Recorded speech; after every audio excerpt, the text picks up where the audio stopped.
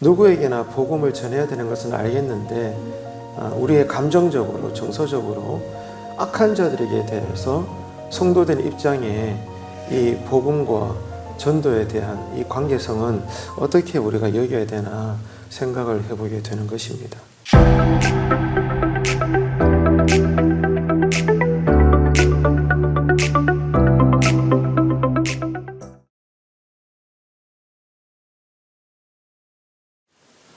복음을 전한다는 것은 교회와 성도들에게 주어진 사명입니다. 그리고 은혜를 받은 자들의 거룩한 반응이기도 합니다. 그렇기 때문에 성도는 구원을 받은 사람들이고 또 은혜를 받고 있는 사람들의 삶입니다. 그래서 복음은 감출 수가 없고 전하게 되어 있습니다. 그래서 성도들을 가리켜서 복음의 증인이다, 부활의 증인이다, 이렇게 사람들은 말을 합니다. 그런데 여기서 문제는 우리가 날마다 복음을 전함에 있어서 악한 자들에 대해서 성도들이 어떤 자세를 가져야 되는가, 그런 문제입니다. 복음을 착한 사람들에게, 선한 사람들에게, 주변 이웃들에게 전함에 있어서는 무슨 문제가 되겠습니까? 그런데 우리 편에서 악한 사람들이 있을 수 있지 않겠습니까?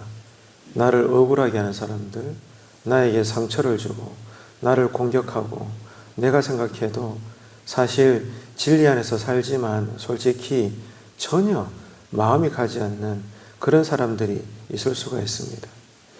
주님은 그런 사람들을 위해서도 십자가 지셨는데 우리의 머리로는 이것을 알겠는데, 근데 우리의 마음으로는 그런 사람들에게도 예수 믿고 천국 가라고 복음을 사랑으로 전한다는 것이 쉬운 일일까요? 오늘 말씀은 여기에 대해서 질문을 던지는 것입니다. 누구에게나 복음을 전해야 되는 것은 알겠는데 우리의 감정적으로 정서적으로 악한 자들에게 대해서 성도된 입장에 이 복음과 전도에 대한 이 관계성은 어떻게 우리가 여겨야 되나 생각을 해보게 되는 것입니다. 미국에서 세탁업을 하는 신실한 성도가 있었습니다. 하루는 어떤 손님이 자기가 아끼는 옷이 없어졌는데 세탁소 때문이라고 그렇게 길길이 악을 냅니다. 동네에 나쁜 소문을 내는 것이죠. 그리고 세탁소 주인에게 자기 옷을 내어놓으라고 일주일 동안 욕을 막 하면서 동네 사람들이 다 알 수 있도록 그렇게 소리를 지르면서 괴롭혔습니다. 그런데도 이 성도된 세탁소 주인은 전혀 화를 내지 않고 점잖게 그럴 일이 없다고 공손히 답변만 했습니다. 그런데 며칠 이후에 그 옷이 그 손님 집에서 발견이 된 것입니다. 그 사람이 얼마나 미안하고 창피했겠습니까? 그런데 더 놀라운 일은 세탁소 주인의 태도에 감동을 했기 때문에 그 사람이 예수님을 믿게 되었다는 그런 이야기입니다. 지금 여러분에게 어떤 사람으로 인한 괴롭힘을 당한다거나 상처를 받았다거나 억울한 일을 겪는 그런 일은 없습니까? 자, 이런 상황에서 성도와 또 복음 전도, 악한 자, 이런 삼각관계를 우리가 어떻게 생각을 해야 되겠습니까? 모욕을 참는 것이 전도라는 겁니다. 예수 믿으십시오 말하기 이전부터 악한 자에게 내가 억울함을 당하고 손가락질을 당하고 또 괴롭힘을 당하고 이렇게 모욕까지 당할 수도 있을 텐데, 자, 그런 자에게도 우리가 복음을 전해야 되지 않겠습니까?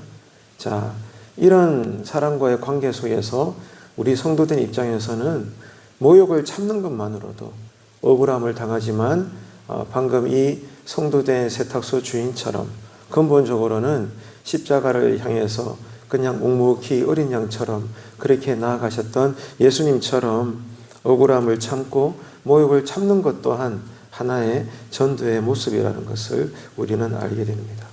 그래서 설교의 황태자라는 별명을 가진 스펄전은 이런 유명한 말을 남겼습니다. 세상 사람들이 쇠망치를 들고 때릴 때 성도들은 그 철받침이 되어야 한다. 이런 말을 남겼습니다.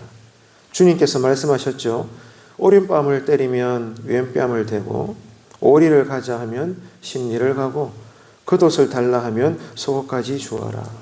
네, 아름다운 말씀입니다. 정말로 감동이 되는 말씀이죠. 근데 여러분, 누가 이런 말도 안 되는 일을 할 수가 있을까요? 머리로는 이해가 됩니다. 진리 안에서 이 말씀이 거룩하고 귀하고 복됩니다. 은혜가 됩니다. 근데 사람과의 관계에 갈등이 생기고 그 사람이 나를 억울하게 하고 괴롭게 하고 나에게 정말로 상처를 줬는데 그런 사람에게 이런 사랑을 우리가 쉽게 베풀 수가 있겠습니까? 사실 쉽지 않습니다. 말이 되지 않죠. 그런데 여러분, 누군가는 이 일을 넉넉히 해냅니다. 그 누군가가 누구이겠습니까? 날 구원하신 십자가 사랑이 오늘도 놀라운 은혜로 깨달아지는 사람입니다. 나를 구원하신 그 예수님의 십자가 붉은 피, 그 보혈, 그 은혜와 사랑이 깨달아지는 자, 그 사랑과 은혜가 깨달아지게 되면 성령님은 우리로 성도로서 이 삶을 살 수 있도록 도우신다는 것입니다. 행하게 하시고 용기를 주신다는 거죠. 다른 거 없습니다, 여러분. 모욕을 참고 분노를 참고 내 오름을 내려놓으면 전도가 됩니다. 놀라운 사실입니다. 꼭 내가 예수 믿으십시오 말하기 이전에 당연히 말해야 되죠. 그 입술로 복음을 전함과 더불어서 어떤 사람에게는 내가 성도로서 모욕을 참고 분노를 참고 내 오름을 내려놓을 때 놀랍게도 그 침묵 속에서도 복음이 되더라는 것입니다. 그 온유한 모습 속에서도 복음이 흐르더라는 것입니다. 이것이 성령님의 역사인 것이죠. 오늘 또 우리는 하나님 앞에서 사람을 함부로 판단하거나 정죄하는 그런 재판장이 되지 말아야 합니다. 모든 것은 하나님께 맡겨드려야 되는 것입니다. 우리는 어떻게 해요? 죄인이나 어떤 원수까지도 십자가 은혜로 품을 수 있는 이 놀라운 사랑을 우리는 성령님의 도우심과 역사하심과 이끄심 속에 우리는 행할 수가 있습니다. 나는 못합니다. 나의 감정이나 어떤 결단이나 나의 노력으로는 이것이 가능할 수가 없습니다. 그저 한두 번 정도는 이벤트성으로 할 수 있겠죠. 하지만 꾸준히 그렇게 할 수는 없습니다. 우리는 연약한 존재이기 때문이죠. 하지만 내가 어떤 사람인가? 내가 어떻게 구원받았는가?